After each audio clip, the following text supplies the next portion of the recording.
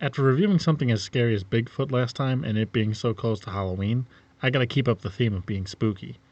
One of the quintessential Halloween monsters is ghosts, so this time it's the original Ghost Recon for the PS2. Ghost Recon's set in the distant year of 2008. It's crazy to think that I'm playing a game from the past set in the future, which is still the past. But besides the time paradoxes, the game revolves around a group of soldiers called the Ghosts that are tasked with completing various missions. And while I do really like this game, and it's a small nitpick, but calling them the Ghosts infers that they're a silent group of soldiers, and while you can certainly play the game as if it were a stealth game, at no point had I encountered any stealth mechanics. So like I said, it's not a huge problem, but it was a confusing clash of name and game style. The gameplay style is rather interesting though, as you control two teams of 3 soldiers. If you're killed or injured, you can just switch to another soldier. You can also command the other team to complete various objectives while your team is focusing on another one, which is quicker and gives the player more stuff to handle. You can even set the aggressiveness of the other team by setting them to stealth, where they avoid shooting at all costs, suppress, where they're mildly aggressive, or assault, where they'll seek out and kill other enemies. I do feel like the team mechanic is one of Ghost Recon's strengths, but it's also one of its weaknesses. It's a strength because it sets it apart from other games during the time, but it's a weakness because I feel like I play for a few minutes, and then the other team says they've reached their destination, and I have to spend a few minutes telling them what to do next because the interface is so clunky. It certainly would have done better through online play or a better interface to give commands. By completing the bonus objectives, you're granted access to a specialist soldier who has better weapons and has better stats than the other soldiers, which the stats basically just mean they can do better on their own. So there's always motivation to complete the bonus objective. But as soon as you complete the 3 primary mission objectives, the mission will end. So you better as hell get that bonus objective completed or else you're not getting that coveted soldier. The mission also ends when you eliminate all the enemies, so that's another way to do it.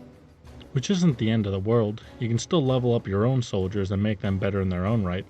You have skills in weapons, stealth, endurance, and leadership. Yeah, I said there wasn't really a stealth mechanic, but I never felt like sneaking around was the better option as opposed to just shooting everybody down. Which is where the big problem of the game comes in. The graphics are just too bad. Look, I play a lot of older games and the graphics are almost never an issue, but this is just really hard to see what you're doing. Most of the levels are really big and spread out, so it wouldn't be so bad if the enemies were all in close quarters, but they're not. They're mainly outside. I play on the easiest difficulty because it shows the enemies on your radar, and then I can also find them myself just scanning their horizon until my reticle turns red and I just fire away.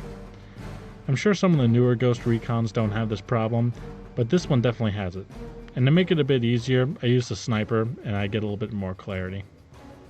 While it is average at most things, one thing this game has that's way ahead of its time is the fact that there's a whole second campaign on the disc. None of this new age DLC or microtransaction bullshit. They added whatever content they thought would add value to the game, and they just did it. It has multiplayer and even co-op missions, but only after unlocking the missions through the single player campaign. Overall, I think this game has some great concepts and has a foundation for a good game, but it's just a little too clunky and a little too ahead of its time to utilize its potential. The following decade of first-person shooter games definitely did not help this game out, as it just seems outdated.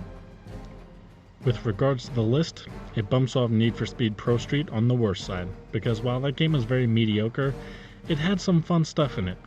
While this game is mostly bland, boring, and the stuff is mildly entertaining like upgrading your soldiers, it just gets old really quickly. Episode 14. Sheesh.